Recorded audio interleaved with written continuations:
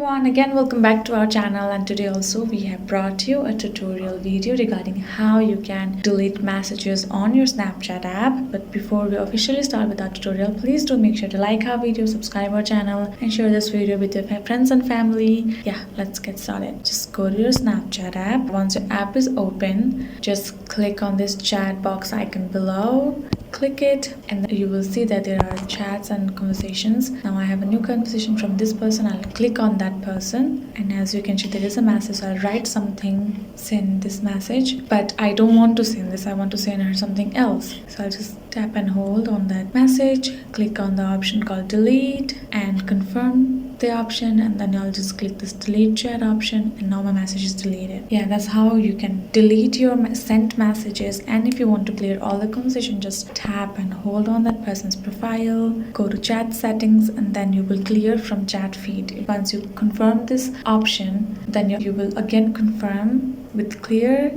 Tap on the clear and now all the conversation that you guys had is cleared out from your chat section. So that's how you can delete a single message in your chat box, in your conversation, or you can delete all the chats that you have done so far. I hope this video has helped you. Thank you so much for watching our video till the end. I'll see you guys next time.